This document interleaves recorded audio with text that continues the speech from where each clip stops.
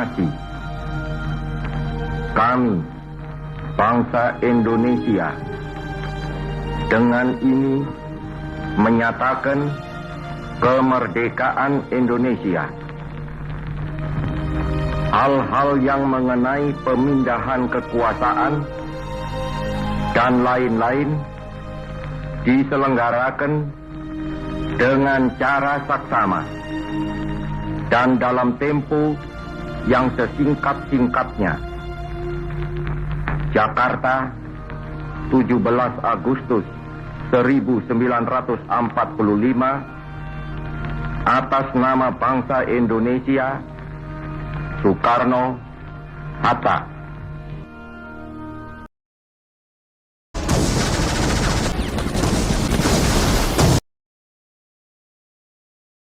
Sebelum kita tetap merdeka atau mati.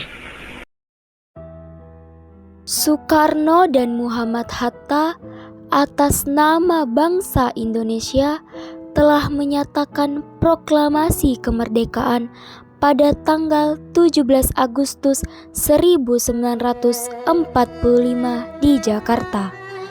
Akan tetapi, berita kemerdekaan ini baru terdengar di Medan 10 hari setelahnya, yaitu pada tanggal 27 Agustus 1945. Namun pada tanggal 9 Oktober 1945, pasukan sekutu yakni Afnei, Allied Forces Netherlands East Indies, mendarat di kota Medan, Sumatera Utara. Pasukan ini dipimpin oleh Brigadir Jenderal T.E.D. Kelly. Kedatangan tentara Afnei ini ditunggangi oleh tentara Belanda atau Netherlands Indian Civil Administration atau yang biasa disebut dengan NICA. NICA memiliki rencana untuk mengambil alih pemerintah Indonesia kembali. Pastinya, kedatangan pasukan sekutu yang disertai oleh NICA atau bala tentara Belanda membuat rakyat dan kaum pejuang di Sumatera Utara merasa terusik. Pada saat di Medan, Belanda mulai menunjukkan pergerakan yang mencurigakan.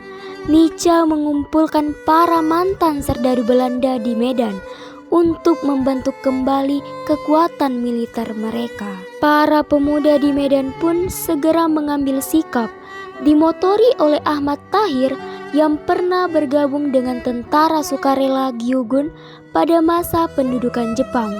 Dibentuklah Barisan Pemuda sebagai tindakan antisipasi. Barisan Pemuda di Medan punya ciri khas, yakni mengenakan lencana merah putih. Insiden pertama pecah di sebuah hotel yang terletak di Jalan Bali, Medan pada tanggal 13 Oktober 1945. Insiden ini diawali oleh seorang penghuni hotel, yaitu seorang tentara Belanda yang merampas dan menginjak-injak lencana merah putih yang dikenakan oleh seorang pemuda.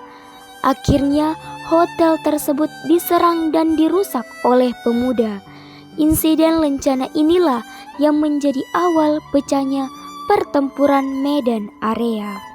Insiden di hotel tersebut memakan sekitar 96 orang yang mengalami luka-luka. Sebagian besar dari korban tersebut merupakan bagian dari tentara NICA. Insiden-insiden tersebut kemudian menyebar ke berbagai daerah seperti Pematang, Sinata, dan Barsetagi. Hal ini membuat militer Belanda murka dan menetap sejumlah aturan. Saat itulah pasukan sekutu mulai melancarkan aksinya. Ditegaskan oleh Belanda bahwa rakyat Indonesia di Medan tidak boleh membawa senjata. Mereka yang masih membawa senjata diwajibkan menyerahkannya kepada pihak Belanda atau sekutu. Tentu saja, rakyat Medan tidak mematuhi aturan tersebut. Pada tanggal 18 Oktober 1945, pasukan sekutu dan NICA mulai melancarkan aksi-aksi teror di kota Medan. Puncaknya pada tanggal 1 Desember 1945, pihak sekutu memasang papan-papan yang bertuliskan Fixed Boundaries Medan Area, yang artinya batas resmi wilayah Medan di berbagai sudut pinggiran kota Medan. Sejak saat itulah istilah Medan Area menjadi terkenal. Tindakan Sekutu dan Nica tersebut merupakan tindakan pelanggaran kedaulatan dan memicu amarah rakyat Sumatera Utara. Konflik kian membara. Terjadilah peperangan lagi pada 10 Desember 1945. Pasukan Republik Indonesia di bawah komando Abdul Karim meladeni tentara Sekutu atau Belanda di Deli Tua. Di kota Medan, Sekutu dan Nica melancarkan serangan besar-besaran. Tercatat dalam Sejarah Nasional Indonesia 1984, karya Marwati Dejonet Paspoenogoro dan kawan-kawan mengatakan bahwa kaum rakyat pejuang di Medan meladeni serbuan tersebut. Perang yang terjadi membuat jatuhnya banyak korban dari kedua belah pihak. Begitu pula buku Republik Indonesia Sumatera Utara 1953 mencatat kala itu kota Medan digempur peperangan. Situasi kacau balau, para prajurit Sekutu melakukan berbagai tindakan keji yang membuat rakyat Medan kian murka. Bulan April 1946, tentara Sekutu mencoba mendesak pemerintah Indonesia di Medan untuk keluar dari kota Medan. Akibatnya, gubernur dan markas divisi TKR dipindahkan ke Pematang Siantar. Hal ini menyebabkan Sekutu menguasai kota Medan. Karena pada saat itu pasukan Indonesia tidak memiliki satu komando, pasukan Indonesia kesulitan untuk melakukan serangan yang efektif pada wilayah-wilayah yang diduduki oleh Sekutu dan Nica.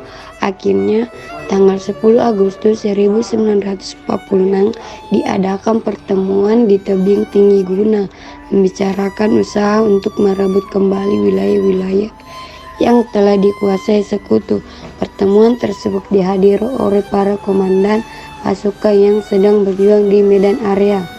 Pertemuan ini menghasilkan keputusan untuk membentuk satu komando yang bernama Komando Resimen Laskar Rakyat Medan Area dengan markas yang berkedudukan di Reps. Di bawah komando baru inilah perjuangan di Medan Area diteruskan. Perlawanan ini terjadi hampir di seluruh wilayah Sumatera seperti Padang, Bukit Tinggi, dan Aceh. Pertempuran Medan Area baru berakhir pada tanggal 10 Desember 1946 setelah pihak Nica mengajukan gencatan senjata.